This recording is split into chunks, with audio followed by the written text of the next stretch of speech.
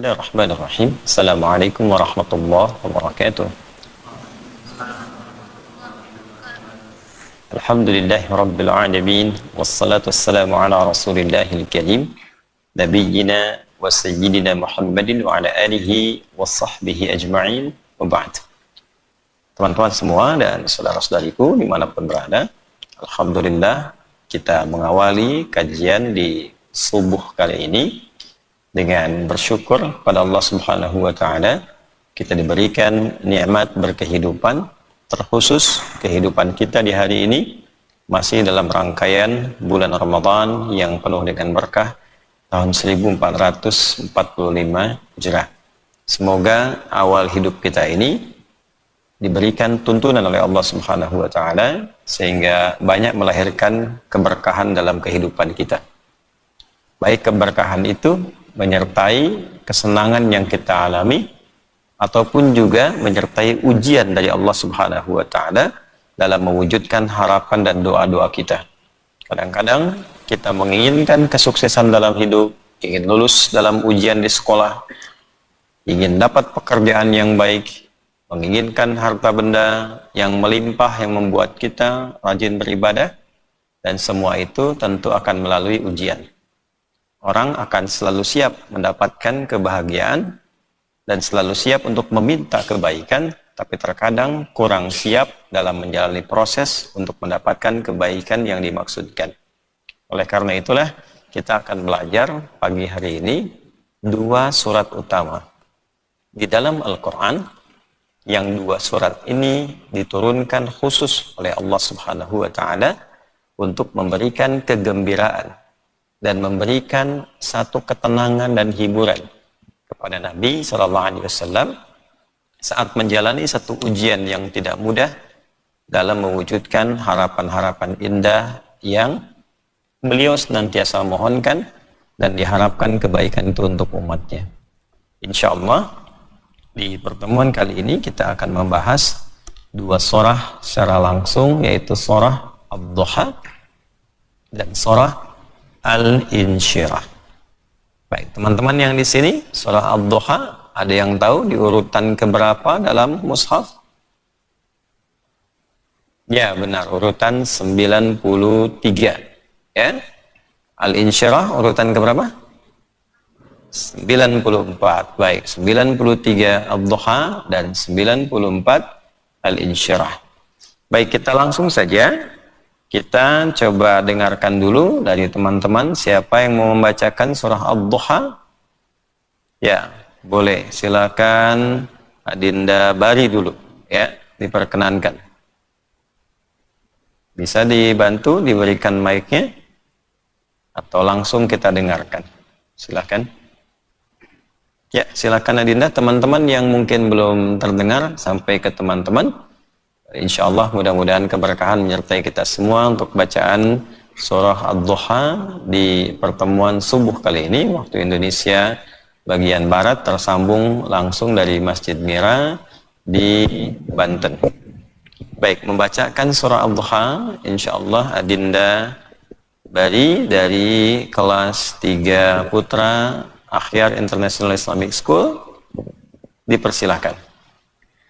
أعوذ بالله من الشيطان الرجيم بسم الله الرحمن الرحيم والضحى والليل إذا سجى ما ودعك ربك وما قلى وللآخرة خير لك من الأولى ولسوف يعطيك ربك فترضى ألم يجدك يتيما فآوى ووجدك ضالا فهدى ووجدك عائلا فأغنى فأما اليتيم فلا تقهر وأما السائل فلا تنهر وأما بنعمة ربك فحدث.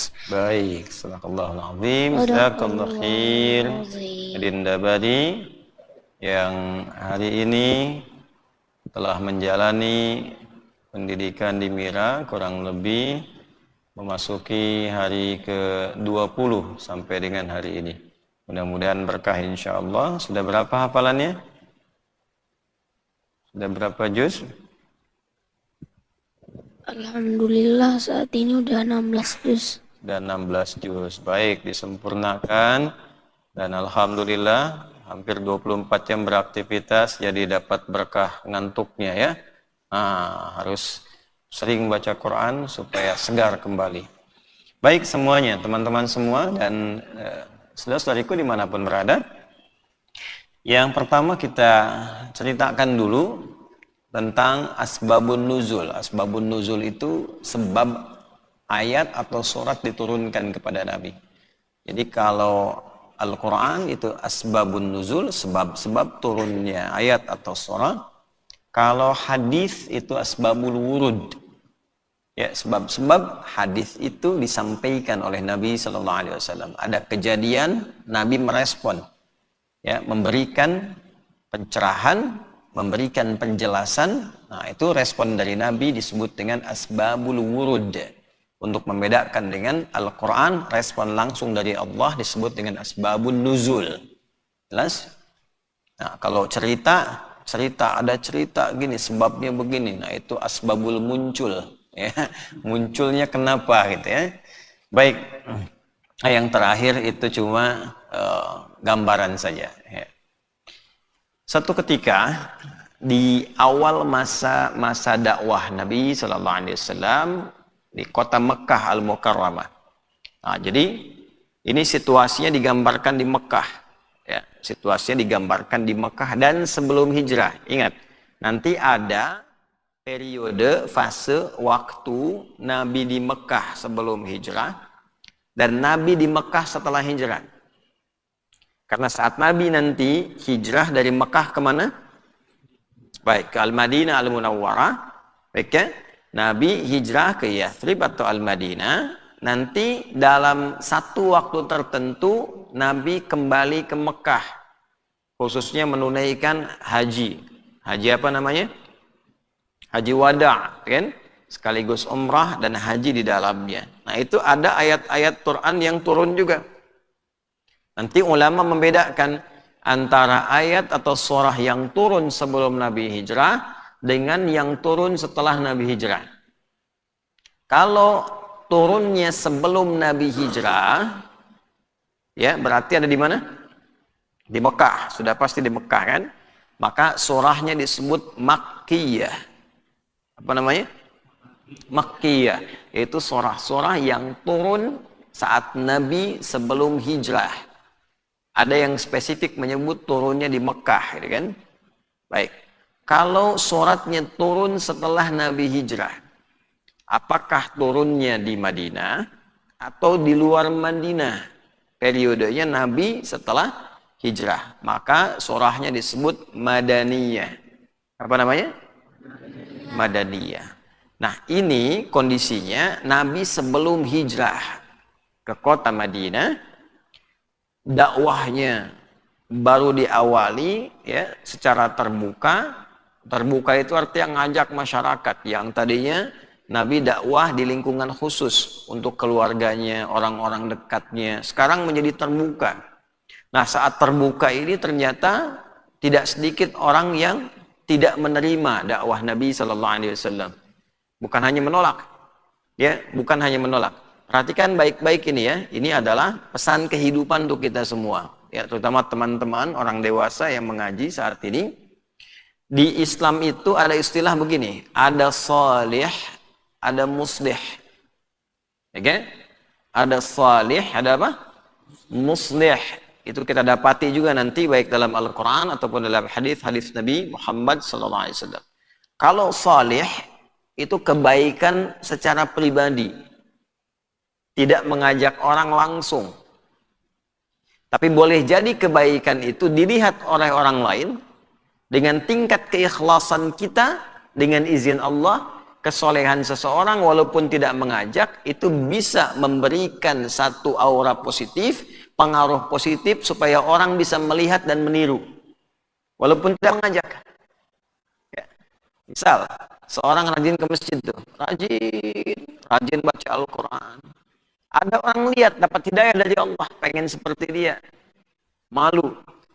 Saya tetangga dekat masjid tapi nggak ke masjid. Begitu lihat orang jauh ke masjid, dia berangkat, padahal nggak ngajak orang ini.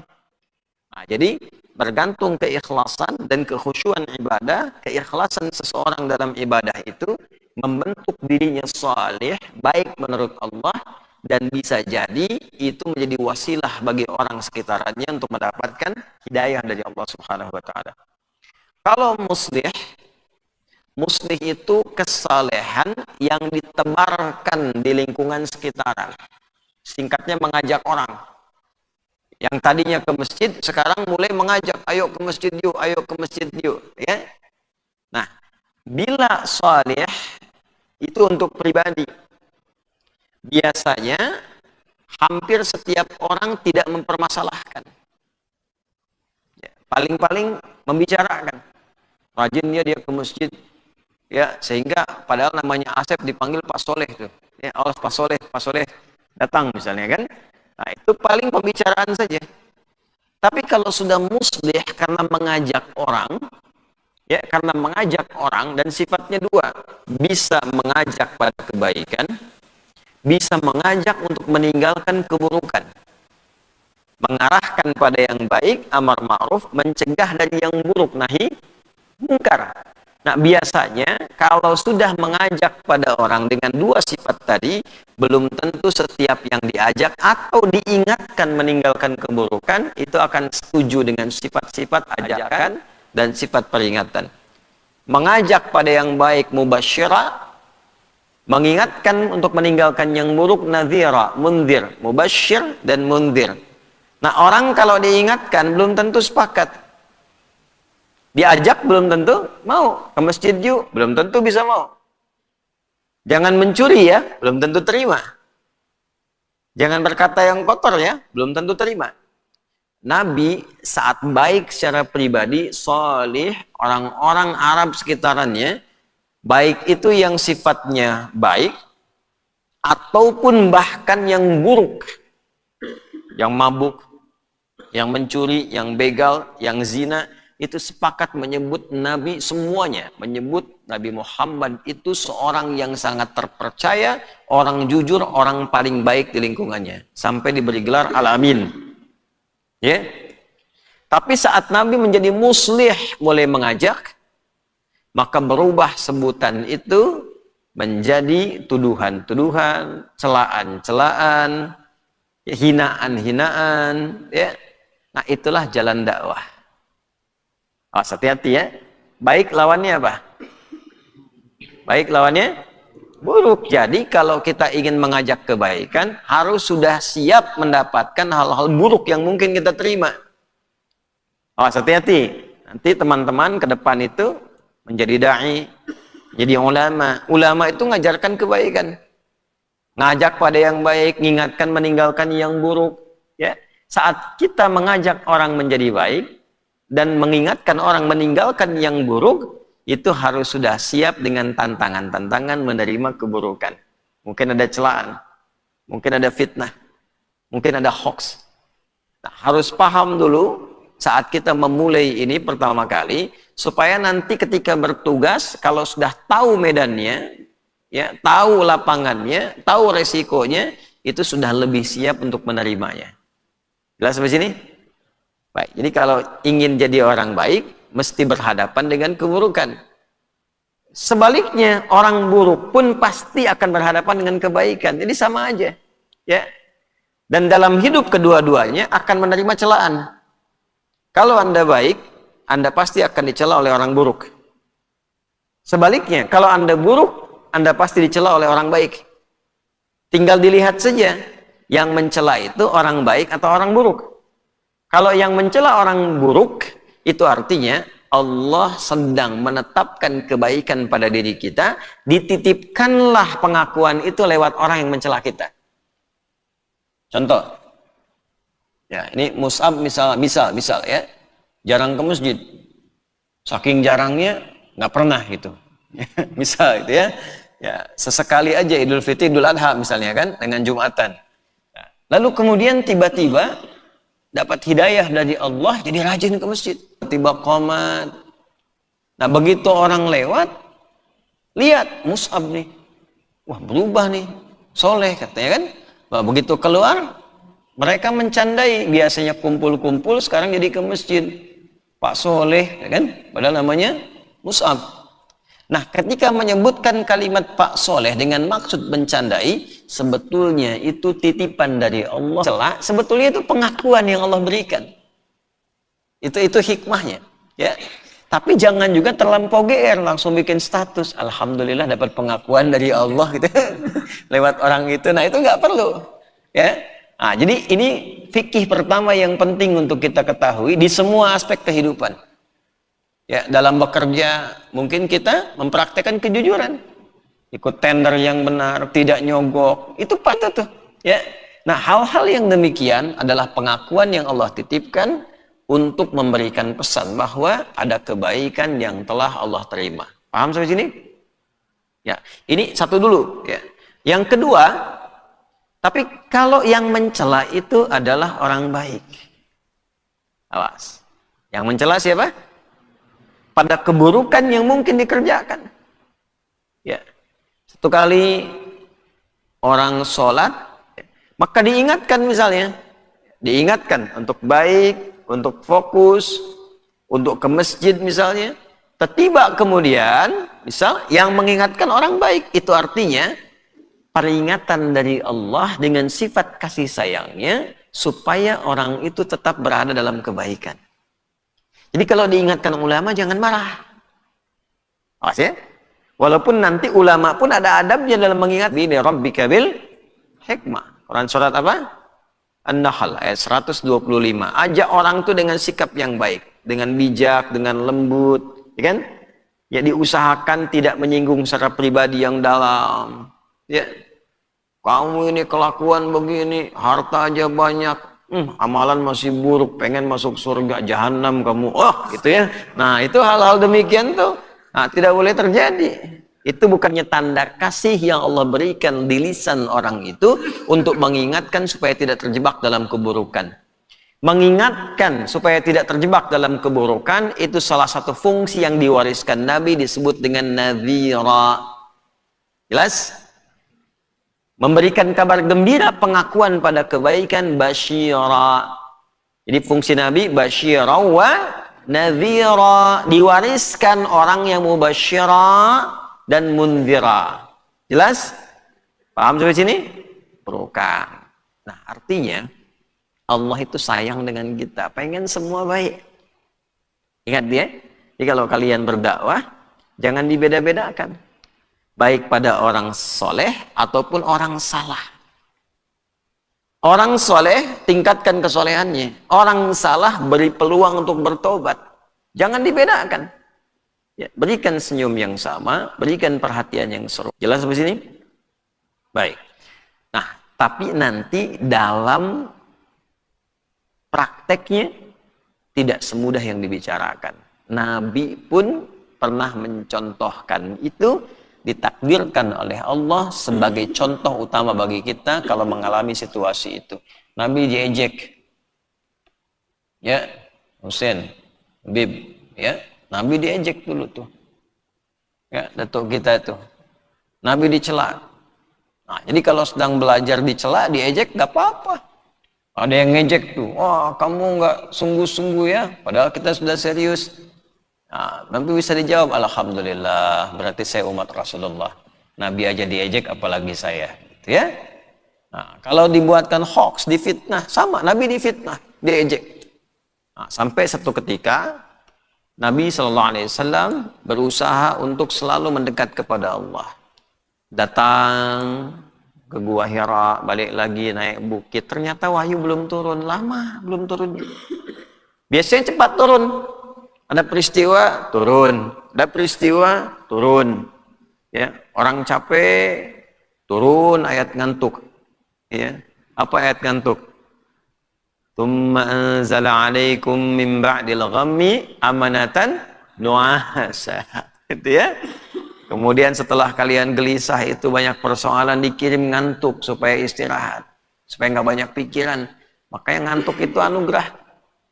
Ya, susah itu dapetin ngantuk tuh, capek, lelah, banyak pikiran di kantor, masalah banyak, pekerjaan banyak. Tiba-tiba ngantuk, paling enak tuh tidur plek gitu ya.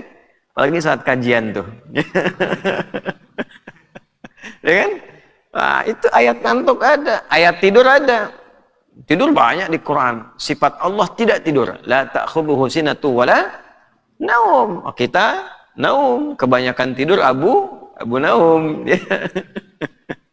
Nah, itu ayat di Quran banyak. Jadi begitu ada peristiwa turun, ada peristiwa turun. Yang ini belum turun-turun. Sampai orang-orang kafir pada masa itu, kafir itu yang menolak dakwah Nabi. Menutup diri, sopan bahasanya. Menutup diri dari Nabi, tapi tindakannya tidak baik terhadap Nabi. Kalau tidak baik itu dijamakkan kufar. Ya, kufar. Sampai mencela Nabi, mengejek Nabi dengan mengatakan begini, Muhammad itu sudah gila tuh, naik turun bukit katanya. Nggak jelas orangnya. Sampai puncaknya, dia nunggu berita dari Tuhannya, Tuhannya telah meninggalkan dia. Muhammad ditinggalkan oleh Tuhannya tuh, udah nggak punya Tuhan lagi. Ya, Tuhannya marah sama dia tuh. Ya, Muhammad itu sudah gila katanya. Ya, naik turun nggak jelas. Hati-hati teman-teman nanti dalam berdakwah. Ya, awas, Ihsan, hati-hati Ihsan. Nanti kalau sudah besar berdakwah, ya, tantangannya banyak tuh. Dakwah sana sini nggak ada orang, itu kan? Ceramah di masjid, masjidnya kosong, ceramah aja tuh ya. Ya, padahal kita sedang direkam misalnya. Ya, mungkin orang ngelihat, wah, Ihsan tuh sudah gila katanya. Mungkin bisa begitu tuh. Ya, dituduh-tuduh. Ini sudah nggak benar, ya, dan seterusnya. Nah, kalau mendapatkan sifat seperti itu, apa yang harus kita alami? Dalam situasi itu kalau dicela hatinya sakit tidak? Sempit tidak pikirannya? Lapang tidak hatinya? Tidak. Capek enggak? Nih Ustaz tanya nih, tahu barbel enggak? Takib tahu barbel enggak? Takib. Barbel tahu enggak? Buat angkat beban tuh. Ya, tahu. Berat enggak?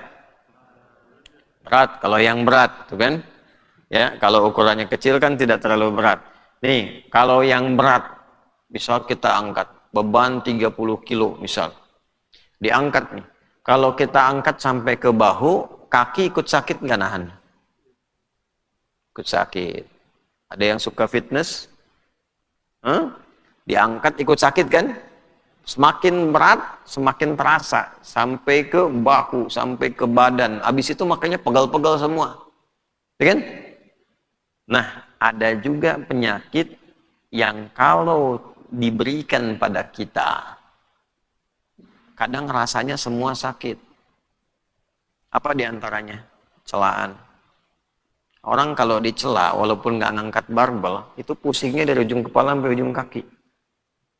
Difitnah. Fitnah itu bisa jalan-jalan nggak jelas. Jalan kayak orang sehat, padahal banyak bebannya. Ya. Dibikin hoax, dituduh. Ya, sampai terasa seakan-akan gelap tuh. Ya, ayam jadi nggak enak. Emang nggak enak makan ayam, ya belum disembelih dan sebagainya kan. Nah, orang makan daging ayam juga nggak enak. Ya, siang rasanya gelap, dapat fitnah. Siang-siang seakan-akan jadi malam. Jalan linglung, kayak nggak ketemu jalan, capek dan sebagainya.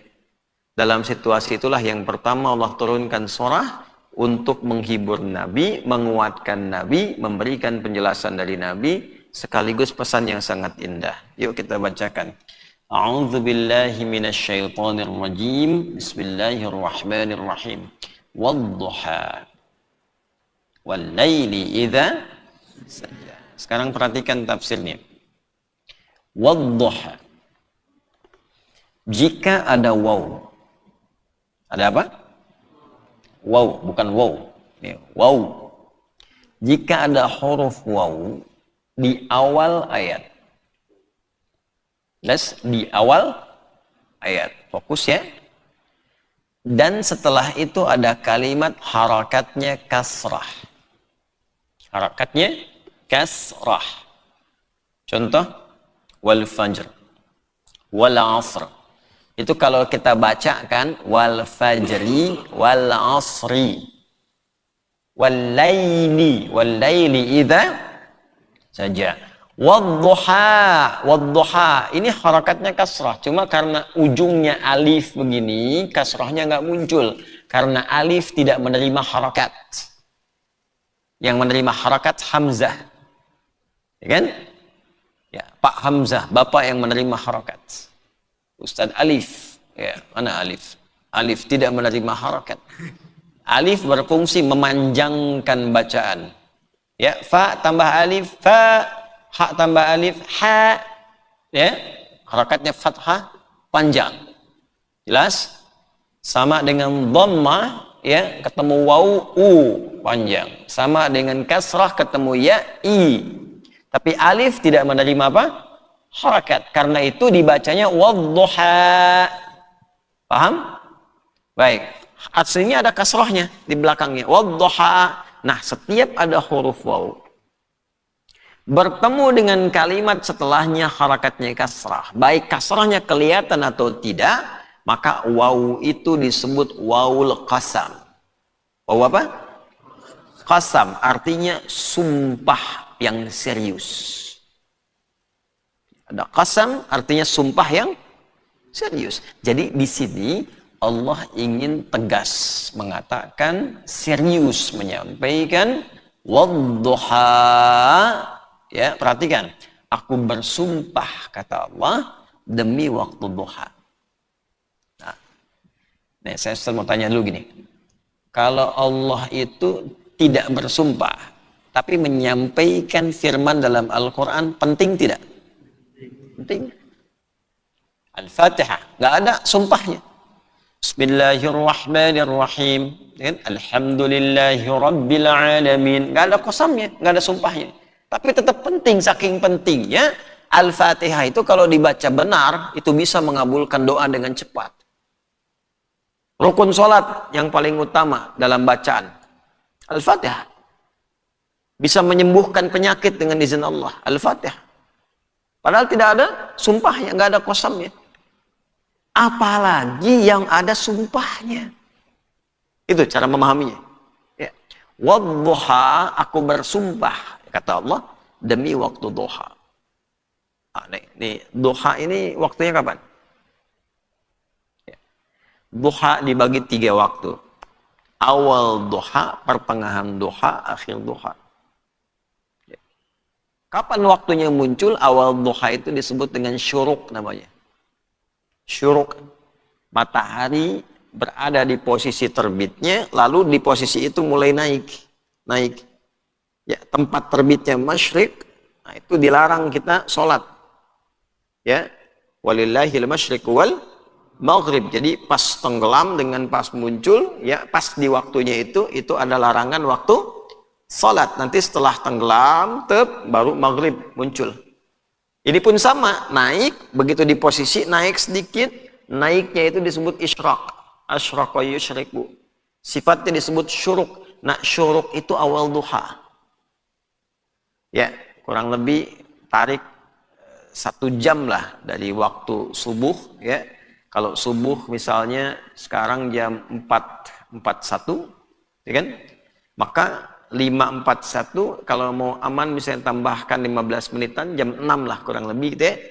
Nah itu sudah masuk ke syuruk.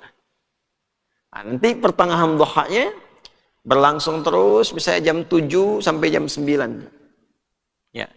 Jam 9 sampai menjelang zuhur, nyambung waktu, yaitu akhir duha. Biasanya kalau disebutkan dengan qasam wadduha, itu waktu yang paling nyaman duhanya saat matahari sedang lembut-lembutnya sinarnya. Ya, kalau jam 7 sampai jam 9, kan, ada sinar matahari, rasanya enak nggak? Ya, nanti jemur tuh Reika nanti, ya, pergi jemur keluar pas jam 7, jam 8. Ya, itu mataharinya enak nggak? Bandingkan dengan yang jam 1 siang. Panas mana? Jam 1 siang. Maka kita ambil yang duha, Cahayanya enak, nyaman, tentram, saking enaknya pengen jemur, musim-musim Covid pada keluar dijemur, saking enaknya, ya. Nah, di dalam bahasa Arab ada di ilmu balaghah namanya. Balaghah itu ada 3 cabang ilmunya, ada ma'ani, ada bayan, ada badi'ah. Ya, dalam mengungkapkan satu makna, kita bisa mengambil kiasan, diambil satu kata yang lain untuk menggambarkan makna yang berbeda, saking tingginya bahasanya. Wadduha, maksudnya begini, demi waktu duha, yang engkau sering merasakan kenikmatan dari sinar yang didapatkan. Tuh. Itu kalau terjemahan tekstual. Kalau kita baca dengan tafsir jadi begini, wadduha, ya Muhammad sallallahu alaihi wasallam, aku bersumpah dengan segala kenikmatan yang pernah engkau rasakan selama hidupmu, seperti engkau menerima sinar duha yang sangat nikmat itu. Walaili idza saja, dan aku bersumpah demi segala duka yang telah dan sedang engkau alami, sehingga engkau merasakan gelap seperti gelapnya malam yang engkau alami. Kalau malam gelap, nggak ada cahaya sama sekali. Zaman Nabi kan nggak ada lampu kayak gini. Ya, kalau gelap ya gelap. Makanya Hattabul Lail, pengumpul kayu bakar di malam hari, susah menemukan kayu bakar. Ya, gelap, susah. Ngambilnya susah. Lampu belum ada. Gelapnya luar biasa. Nah sekarang kalau teman-teman, maaf ya, saya kasih tahu nih. Kalau di sini, saya tanya, tidak ada lampu sama sekali, gelap. Padam lampu, bukan mati. Kalau mati yang bernyawa, ya, lampu nggak punya nyawa karena dirakit, ya. Lampu padam, gelap, tidak ada cahaya. Kemudian tiba-tiba ingin beraktivitas. Nah, yang suka main bola siapa? Angkat tangan. Suka main bola. Nah, saya tanya nih, kalau gelap malam nggak ada lampu, bisa main bola nggak? Nggak bisa.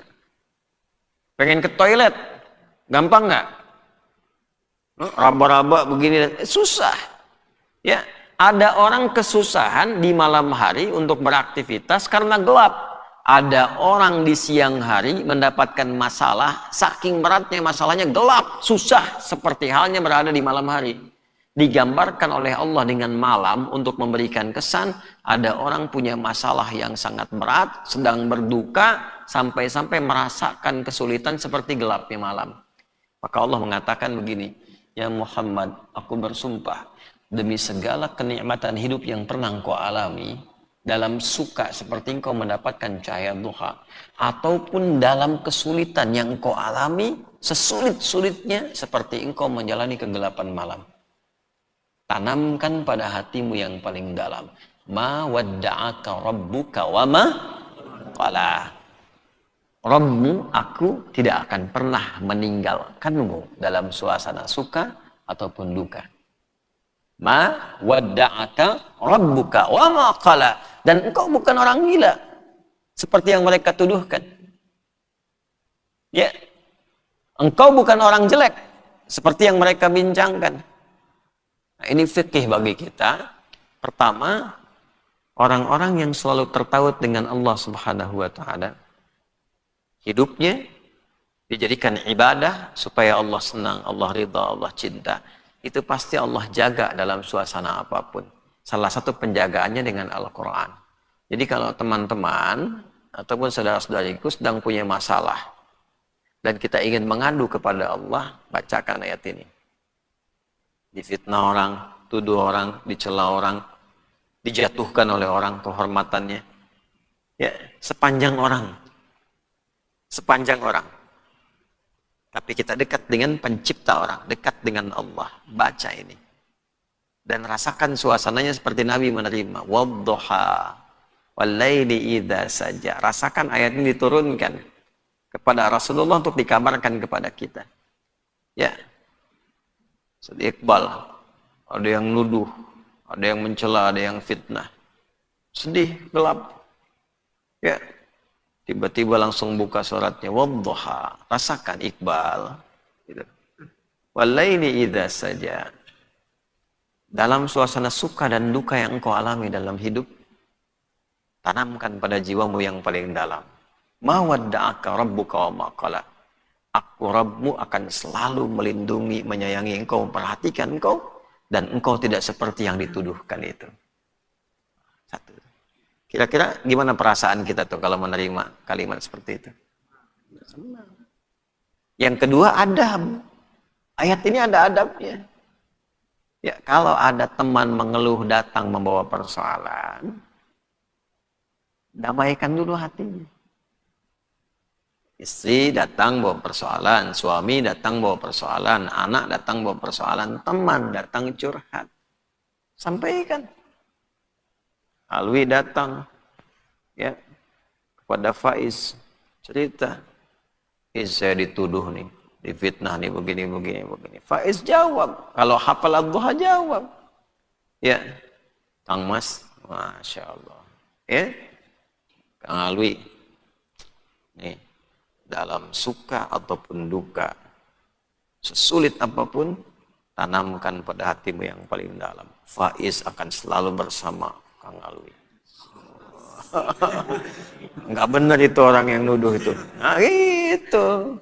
Itu kalau kita nerima begitu, orang datang tuh baru cerita sudah tenang. Tapi jangan sama istri orang ya. Istri orang datang curhat, kalian bilang begitu. Awas, jangan tuh. Ya, ini kalimat yang cari uslub yang menenangkan supaya orang damai. Supaya orang damai. Sayyidah Khadijah dulu begitu, makanya diingat oleh Nabi dalam tidurnya. Ya, kan sangat populer tuh kalau kalian ngaji di Al-Bukhari itu. Ya, terutama hadis yang dari Jabir bin Abdullah radhiyallahu taala anhu, saat turun wahyu di Gua Hira itu belum sempat turun. Ya, kemudian beliau Nabi memutuskan SAW turun dari situ, belum pernah melihat malaikat Jibril, ketiba turun tengah-tengah siang ada suara Muhammad. Nengok kanan kiri tidak ada orang, depan belakang kosong, ke atas tiba-tiba sosok putih besar. Itu kan dalam hadisnya seakan-akan duduk antara langit dan bumi, manggil Muhammad. Belum pernah lihat sebelumnya. Syaki aja Syaki keluar dari sini mau pulang siang nanti. Ketinggalan bis, orang udah masuk, Syaki baru dari asrama keluar, dipanggil Syaki. Bukan saya Syakwel ini, Syakwel. Kan? Nengok kanan kiri nggak ada orang, depan belakang kosong, ke atas itu jubah putih, rambut panjang, badan besar, Syaki itu. Coba, Syaki gimana tuh? Takut, nggak akan mungkin tidur kayak yang di belakang tuh. Tidur dulu, gitu kan? Pasti lari itu, lari. Nah, kata Nabi, faru'ibtu minhu. Bulu kuduku naik. Ya, naik.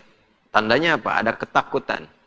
Takut di sini takut wajar. Allah ingin menunjukkan sifat manusiawi pada Nabi, sehingga mendatangkan ayat perlindungan. Mudah bagi Allah melindungi. Muhammad jangan takut, tuh Jibril. Kan bisa aja. Ya, tapi diberikan itu untuk menunjukkan sifat manusiawi pada diri Nabi, untuk diberikan pelajaran ke kita. Kalau takut begini zikirnya, kalau gelisah begini zikirnya. Nah, apa yang ingin diajarkan oleh Allah dalam peristiwa ini? Pulang Nabi segera ke rumah, disambut oleh istrinya Sayyidah Khadijah, dan keluarlah kata-kata yang fenomenal itu. Ya, kata Nabi, zammiluni, selimuti aku. Kata Sayyidah Khadijah apa? Oh, kama qalat, suamiku sayang, engkau itu orang baik. Tuh lihat, yang keluar tuh kata-kata itu dulu, engkau itu orang baik, tidak pernah sakiti orang, engkau itu pelindung anak yatim, penolong orang lemah, kau nggak ada musuh. Yakinkan pada hatimu yang paling dalam, aku akan bersamamu dalam suka dan duka. Masya Allah. Tuh, itu ad-duha tuh. Coba berapa banyak kita bersikap demikian pada teman. Teman datang curhat malah dikomporin. Emang dia begitu sih, memang ntar kalau kita ketemu balas aja, bikin status yang baru. Nah itu. Nah, tapi ngaji, tapi hafal ad-duha. Ya, ayat itu jangan sampai menjadi mushaf, sekedar mushaf yang tertuliskan, tapi tidak menjadi hafalan yang dipraktekkan. Karena Quran turun itu untuk dipraktekkan. Baca itu wasilah. Ya, ya, siapa yang hafal ayatnya nih Ustaz, kasih kuncinya. Nabi menyampaikan, ya Allah, nanti ada umatku yang menjadikan Quran itu terabaikan. Ya, Sadisan.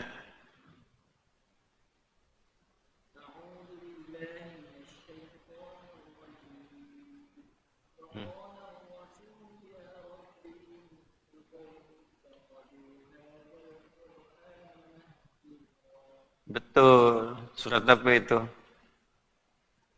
Hah? Ya, Al-Furqan. Nabi menyampaikan, ya Allah, kan disebutnya Rasul. Kalau Rasul itu status penyampai.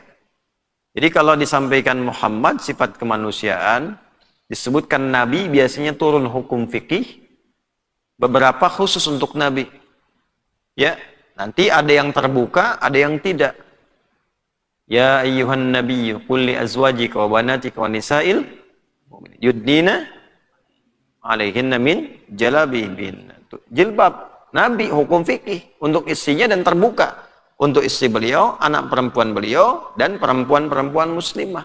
Tapi ada yang khusus seperti poligaminya Nabi diizinkan lebih daripada 4 untuk memberikan pengajaran pada semua karakter perempuan di muka bumi lewat istri-istri beliau. Bukan kepentingan biologis. Tapi kalau sudah Rasul sifatnya, artinya sifat-sifat itu risalah yang disampaikan pada umat. Sampaikan. Nah ini kalimatnya menggunakan Rasul. Ingin memberikan kesan bahwa nanti ada di antara umatnya yang mengaku umat Nabi Muhammad SAW itu mengabaikan Al-Quran. Di antara sifat mengabaikan itu banyak. Ada yang tidak mau baca, ngaku muslim tapi nggak baca Quran. Ada sifat yang banyak, lebih banyak lagi. Baca, tahu Quran tapi nggak mengamalkannya. Nah itu yang disifati oleh ulama kekinian. Ya, hafal al-ikhlas, hafal qul huwallahu ahad. Tapi mengabaikan isinya dengan mengatakan semua agama sama. Menuju pada Tuhan yang sama, cuma caranya beda-beda. Hafal la yaskhar qaumin kaum, jangan saling mencela tapi sibuk mencela. Gitu. Layak taba'nukum ba'du, jangan bikin hoax, jangan gosip, jangan gibah, masih gibah. Nah, ini pun sama, hafal ad-duha. Ya, tapi dari sekian yang hafal itu berapa yang mengamalkan isi surat ini? Berapa yang yakin sama Allah? Nah, ini kita baru baca 2 ayat ini. Tapi pelajarannya dalam sekali. Kalau kita praktekkan tenang kehidupan, nyaman, ya kan? Damai. Ma wadda'aka rabbuka wa ma qala, ayat ketiganya, ya kan? Yakinkan pada dirimu bahwa Allah Subhanahu wa taala tidak pernah meninggalkanmu, akan melindungi, memperhatikan, menyayangimu, dan yakinkan pada dirimu engkau tidak seperti yang mereka tuduhkan. Engkau bukan orang gila. Engkau bukan seperti yang dituduhkan, engkau bukan seperti yang dicela. Tadi sifatnya sudah kita dapatkan. Walal akhiratu khairul laka minal. Tenang aja Muhammad. Ini kan tugas. Kalau tugas selesai, kamu pulang. Nanti di akhirat nggak ada lagi yang seperti itu. Lebih indah, nggak akan ditemukan segala hal yang kau alami dari kesulitan-kesulitan hidup ini. Pesan berikutnya, ternyata kehidupan kita di muka bumi ini sementara saja. Pada akhirnya setiap kita akan pulang menghadap Allah. Jadi ini sementara nih. Ya, sedang perjalanan, nanti pulang. Pintu pulang itu pintunya kematian. Meninggal itu pintunya. Ya, kalau sudah meninggal selesai semua, selesai. Sabar sebentar. Maksudnya apa? Perjalanan kita itu yang sesungguhnya adalah perjalanan pulang. Tempat kita bukan di sini. Ini sementara. Ya, gini. Kalau mau gampang memahami. Sekarang Ramadan kan? Nanti sebentar lagi Lebaran kan? Idul Fitri. Ada yang mudik gak?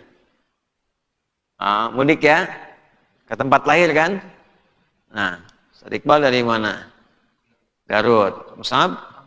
Tangerang. Asad? Jakarta. Baik. Alif? Dari? Medan. Tuh. Ini ke Medan, ini ke Garut, Jakarta, Tangerang, dari Banten. Mudik. pulang ke tempat asal. Sekarang lihat banyak yang mudik ke Kalimantan, ke Jawa banyak nanti tuh. Ya, saya tanya, kalau mudik itu senang nggak? Artinya di tempat dia beraktivitas itu bukan tempat asli. Nanti pulang lagi. Ya, saking senangnya kan kadang kita ngasih kabar ya. Nanti saya mudik, kan? Nah, yang di rumah nyiap-nyiapkan tuh. Mau mudik nih disiapin. Masya Allah, bekalnya segala diada-adain, rumah dicet, yang nggak ada jadi ada, itu kan nggak ada jadi ada, kreativitasnya banyak, ya kan? Luarnya itu toplesnya bagus kayak biskuit, saya nggak sebut nama supaya nggak endorse. Dalamnya rangginang, rangginang boleh di endorse, kan? Ya, padahal luarnya kotak biskuit, semua ada tuh. Kapan itu disiapkan? Kalau yang pulang itu punya bekal yang baik. Ya. Tapi kalau yang pulangnya itu banyak kejahatannya, nggak pernah tobat, baru bunuh orang kemarin mau pulang, pulang ya baru bunuh orang, gitu ya. Huh? Mabuk terus, nggak pernah tobat mau pulang. Kira-kira yang di rumah mau nerima nggak? Ente kalau mau pulang, aduh nanti aja deh gitu, tobat dulu aja. Jangan dulu pulang lah, tanggung di sini. Jangan dulu pulang, kagok di sini. Ngapain kamu pulang? Nah, kan? Orang mau pulang, satu pasti punya bekal. Makanya nanti saat akan pulang, bekal dikumpulin dari sekarang kan. Waduh, makan tiap hari tunjang, lebaran tunjangan. Kan? Tunjangan hari raya, ngumpul-ngumpulin THR. Buat apa? Buat pulang. Coba lihat yang pulang pakai motor tuh. Motornya bebek, bekalnya singa. Tuh. Ya kan? Tambahin pelepah pisang sampai ke belakang tuh. Diisi sama dus, ya. Tuliskan. Terus di dekat di atas knalpot itu ada apa tuh? Yang nutup begini tuh. Ya. Ah, spatbor. Di spatbornya tuh ditulisin sampai ke atas. Tambahin lagi sama kardus, tulisin aku pulang sayang. Kan? Oh, tulisin. Ini kenapa? Karena punya bekal. Yang kedua dia baik, ditelepon ke sana, saya mau pulang, disiapin. Itu kan tanda dari Allah, pulang. Untuk mengingatkan kita ada pulang lagi nanti. Id, sifat pulangnya. Tempat pulangnya ma'ad. Waktu pulangnya mi'ad. Nah, itu tuh udah nyambung tuh, inget tuh, baca Quran. Makanya ngaji, rajin ngaji. Rafa, ngaji. Ya, ayo. Arkan, ngaji. Ya, ngaji. Id, pulang. Mi'ad, waktu pulang. Innallaha la yukhliful mi'ad. Allah nggak akan menyalahi janjinya, nggak akan menyalahi janji. Janji apa salah satunya? Kalian pasti pulang. Ya. Innalladzi farada 'alaikal Qur'an la radduka ila ma'ad. Ya. Yang menyampaikan Quran, mewajibkan isinya untuk diamalkan, pasti akan mengembalikan engkau ke tempat pulang. Ibnu Qayyim al-Jauziyah itu punya kitab Zadul Ma'ad, bekal pulang.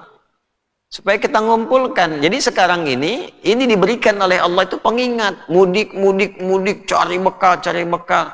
Ditanya oleh Allah, kalau kalian nanti mudik beneran pulang, bekalnya udah siap belum? Sekarang orang menyiapkan bekal mudik dunia, mudik akhiratnya, yang pulang betulan gak disiapkan. Maka kita bertanya, ya Allah memang suasananya bagaimana untuk pulang ke sana itu? Disampaikan, walal akhiratu khairul laka minal, akan lebih indah, gak kebayang.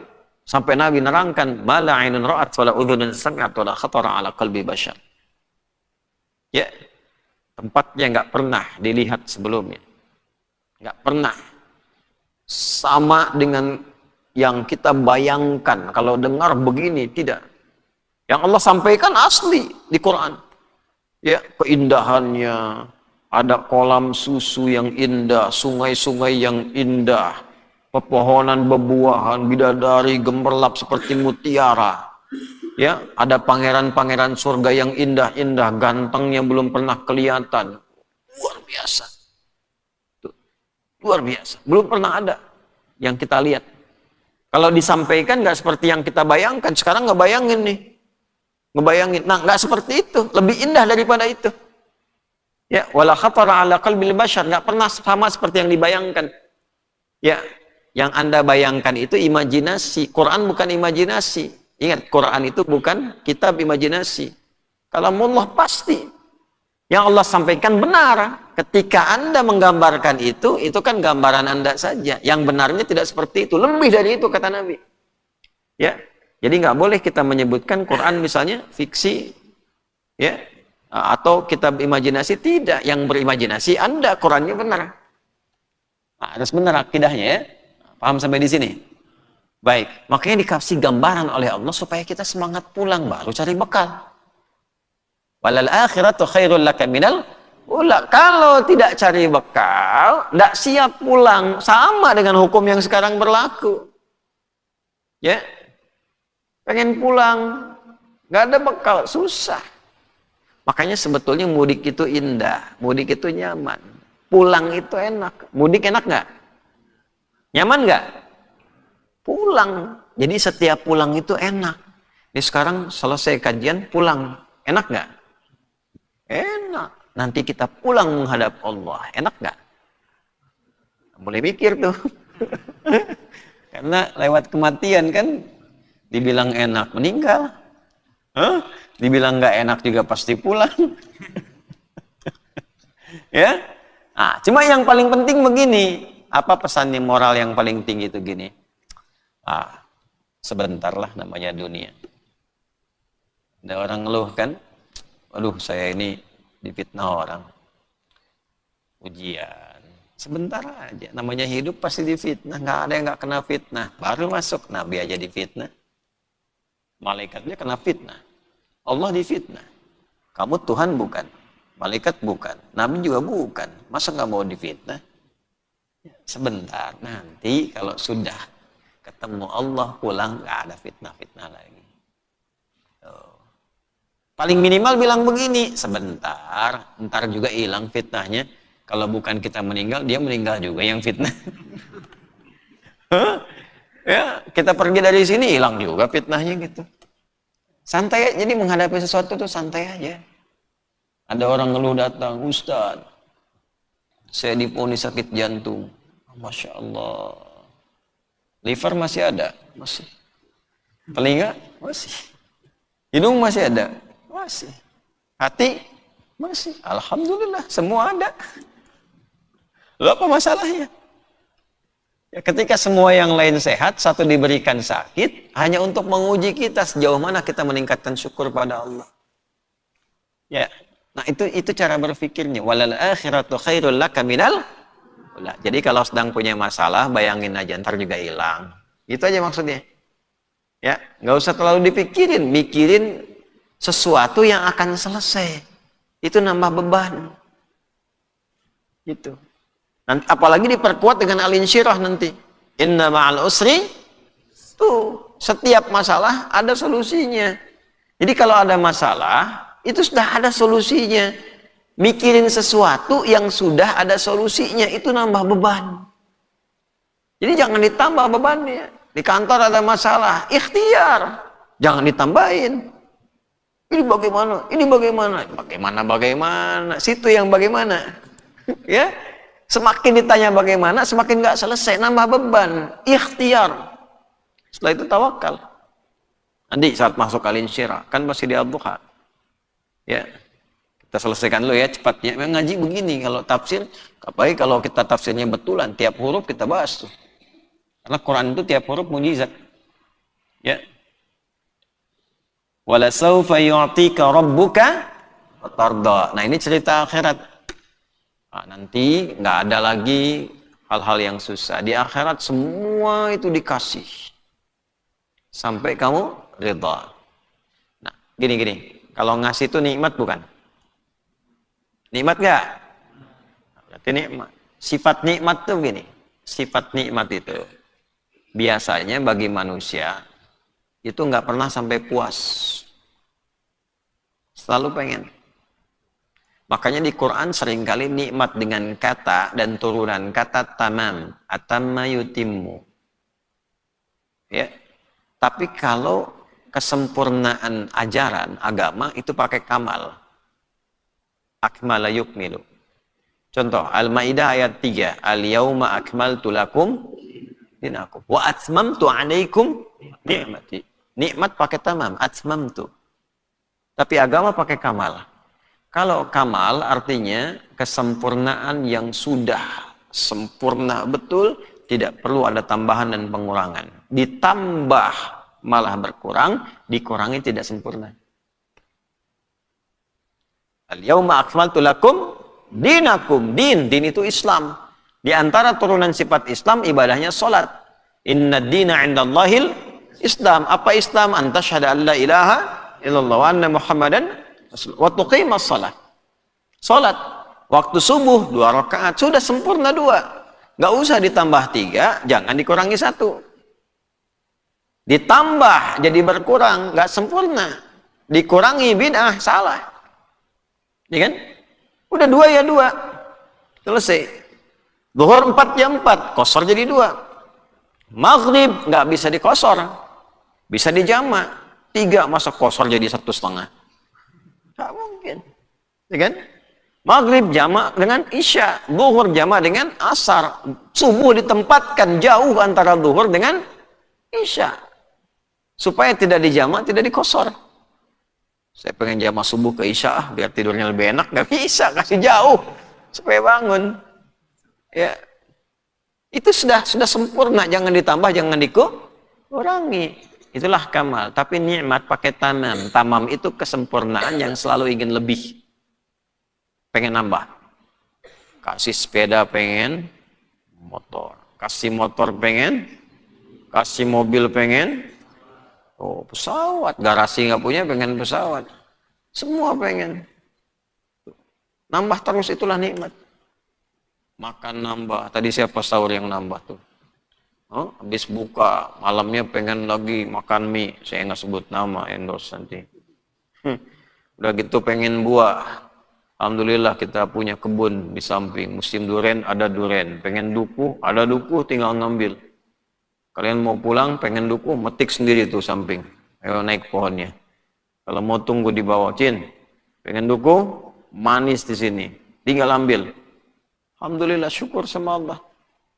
Ya, pengen rambutan, ada musimnya. Habis musim nggak ada lagi. Ada kita, kelapa ambil sendiri tuh. Belakang ada, pisang ada.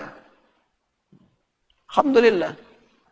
Nah, yang mau saya sampaikan, kita balik ke sini, nikmat itu selalu pengen nambah, tapi di akhirat. Perhatikan janji Allah. Wala saufa yu'tika rabbuka fatardha. Jangan khawatir Muhammad. Ini sementara. Lakukan tugasmu. Fitrahnya memang begitu.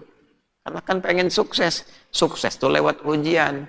Kalian kalau pengen hafal Quran diuji kan oleh guru. Pengen lulus sekolah diuji. Fitrahnya begitu. Pengen lulus dakwah diuji. Ujiannya ya begitu. Ini ujian Muhammad. Ini ujian Adi Hidayat. Ini ujian Emir. Ujian Razik. Ujian. Nggak mungkin langsung lulus. Ya. Nggak pernah ujian pengen lulus. Ya, nggak mungkin. Kan Allah harus adil. Sama. Ujian itu sekolah dulu. Nggak pernah sekolah ujian. Ya kan?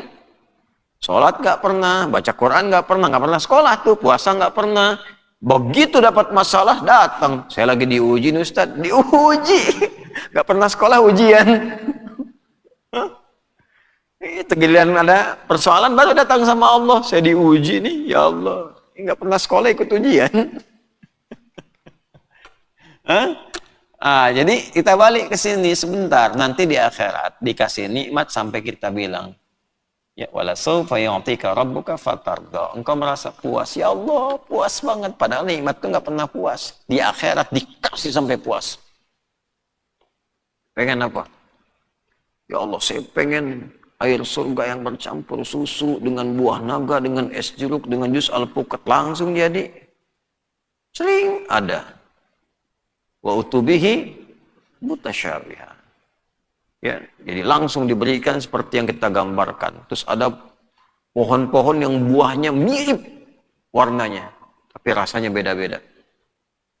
Kayak kita punya durian pohonnya 3 di sini, buahnya 600. Setiap buahnya 1 ke 2, 2 ke 3 beda semua rasanya. Ya, sayang udah habis musimnya. Gitu, enak duriannya tuh. Nanti di surga lebih daripada itu. Kalian sekarang ngebayangin, ya Allah mau pulang, durian nggak ada. Terus tiba-tiba di jalan meninggal. Ya, bisa masuk surga tuh, itu langsung. Ya, perhatikan kalimatnya. Wabasyiril ladzina amanu wa 'amilus solihati anna lahum jannatin tajri min tahtihal anhar. Kullama ruziqu minha min thamarati rizqa qalu hadzal ladzi ruziqna min qabl. Begitu dihisab, ingat durian ya Allah, muncul ting gitu kan. Ini yang saya dulu pengen-pengen nih ada di depan. Mau tubi mutasyabihah, diberikan yang banyak, yang mirip-mirip warnanya tapi rasanya beda-beda. Gitu. Baik ya. Pengen durian monyong apa? Misalnya, nah kalau disebut nama kan nanti endorse, dipotong video kita tuh, Ustaz Adi mengendorse durian ini, kan repot sekarang ini, ya. Nah itu macam-macam tuh, ya. Itu gambarannya. Sampai kita mengatakan ya Allah ridha, ya Allah, ya Allah ridha. Jelas? Nah, jadi di balik ada kesulitan ada apa? Nah, gini. Ini yang terakhir nih. Alam yajidka yatima wajadaka dhallan wajadaka ailan faghna. Kalau lagi senang terus susah, ya, maka ingat kesulitan-kesulitan dahulu yang Allah telah hilangkan. Jangan sampai satu masalah membuat kita lupa bahwa dulu persoalan kita telah diselesaikan oleh Allah. Paham? Amr usianya berapa tahun? 22. Selama 22 tahun ini punya masalah enggak? Banyak, baru lahir udah bikin masalah. Ya kan? Hah? Masalahnya banyak. Pikiran, jatah makanan diserobot orang. Tuh kan, lagi main bola udah mau golin, diambil bolanya sama backnya. Nggak masuk. Ya, dalam olahraga, dalam aktivitas begini macam-macam, tapi kan Allah kasih lapang, diselesaikan. Kadang sampai kita nggak merasa bahwa itu masalah yang diselesaikan. Tiba-tiba ada satu masalah, cuman satu aja, diuji oleh Allah, satu masalah aja. Ya, datang orang duduk di depan, tiba-tiba ngalangin, misalkan tuh, gitu, cuma satu aja. Masa dengan satu masalah itu hilang semua masalah yang dulu yang pernah Allah selesaikan? Jadi nggak ingat Allah lagi. Kenapa harus saya yang diuji ya Allah? Hah? Kenapa harus begini ya Allah? Emang kenapa kata Allah? Engkau tidak ingat dulu mengapa dengan satu masalah ini engkau jadi lupa denganku? Padahal ribuan masalah yang dulu pernah aku selesaikan. Maksudnya apa? Kalau sedang punya masalah, tanamkan pada diri kita. Terima kasih ya Allah. Yang ribuan saja dulu engkau selesaikan. Apalagi yang cuma satu ini. Sifat moralnya adalah jangan sampai satu persoalan membuat kita gelap dalam berkehidupan sehingga kehilangan akal sehat kita dan tidak sehat iman kita, tidak kenal Allah, bersikap yang kurang baik dan kehilangan kehormatan kita dalam berkehidupan. Jelas sampai sini? Nah, kalau sudah seperti itu, sudah hidup enak. Kalau sudah enak, berbagilah rasa enak itu dengan orang sekitaran kita. Karena pada akhirnya yang dititipkan oleh Allah pada kita akan ditinggalkan. Ya, maka Allah sampaikan kepada kita, fa'ammal yatima fala taqhar. Kalau ada menemukan orang yatim, jangan sewenang-wenang karena dulu pun kita yatim. Cuma Allah nitipkan kita lewat orang tua. Ya, wa ammas sa'ila fala. Kalau ada yang minta jangan bentak-bentak, kasih tahu yang mah dibandingkan dengan memberi tapi menyakiti. Ada orang datang minta punya kasih, tidak punya senyum. Mohon maaf ini untuk saat ini pengen ngasih. Saya rekomendasikannya mungkin teman saya bisa bantu. Qadar Allah ini belum ada yang bisa diberikan. Ini mungkin bisa membantu. Itu lebih keterimanya enak. Ya, pada Alwi ngasih. Alhamdulillah, Pak Alwi terima kasih, 1 juta ini sangat berharga bagi saya ini. Terima kasih Pak Ali, nggak apa-apa, terima. Itu kan nggak seberapa. Mudah-mudahan bermanfaat. Lagian kan Anda miskin juga. Anggap aja itu zakat saya sedikit lah begitu kan Andanya fakir gitu ya. Itu gak enak. Ya. Jadi jangan diikutin sama kata-kata yang kurang menyenangkan. Habis ngasih sumbangan, dipoto, diupload lagi. Memberikan sumbangan pada orang duafa, diupload sedunia tahu dia duafa. Padahal boleh jadi besok diangkat derajatnya jadi kaya, yang nyumbang jadi miskin. Hah? Bisa jadi tuh. Dunia berputar. Wa tilkal ayyamu bainan. Nah, jelas di sini? Nah, kalau sudah begitu enak, barulah wa amma bi ni'mati rabbika fahaddits. Ngobrolnya enak, nikmat. Yang ngobrol itu ngobrol yang baik-baik aja. Sharing kesuksesan tuh wa amma bi ni'mati rabbika fahaddits, bukan riya. Sharing ketenangan, bicara dan nyaman karena dekat dengan Allah. Ya, bukan turia, bukan pengen dipuji, tidak. Bicara ngobrol, makanya kadang-kadang nggak ngobrol pun karena nggak cerita yang baik-baik. Ceritakan tentang orang yang baik-baik. Kalau kita memang tidak bisa mengungkap apa yang kita rasakan. Jelas sampai sini? Nah, barangkali untuk sementara 2 surat ini, 1 surah dulu, besok nanti kita akan ungkapkan detail pada surah yang kedua, yaitu surah ke-94, surah Al-Insyirah, yang turun bersamaan dengan Ad-Duha. Jadi turunnya satu paket. Begitu Ad-Duha selesai, turun Al-Insyirah. Makanya saya selalu menyampaikan, kalau bisa, walaupun tidak menjadi kemestian, kalau baca dalam sholat, misalnya sholat subuh, rakaat pertama Ad-Duha, usahakan yang keduanya Al-Insyirah, karena sepaket turunnya walaupun tidak menjadi kemestian. Jelas sampai sini? Baik. Allahumma taqabbal minna innaka antas sami'ul alim wa tub 'alaina innaka antat tawwabur rahim. Allahumma la tada' lana fi maqamina hadha wa fi kulli maqamin dhanban illa ghafartah wa la hamman illa farajtah wa la daynan illa qadaitah wa la maridan illa shafaitah wa la hajatan min hawaijid dunya wal akhirati fiha laka ridwan wa fiha lana salah إلا قضيتها يا أرحم الراحمين ربنا آتنا في الدنيا حسنة في الآخرة حسنة وقنا عذاب النار صلى الله على سيدنا محمد وعلى آله وصحبه أجمعين وآخر دعوانا سبحانك اللهم ربنا وبحمدك نشهد أن لا إله إلا أنت نستغفرك ونتوب إليك والحمد لله رب العالمين ثم السلام عليكم ورحمة الله وبركاته.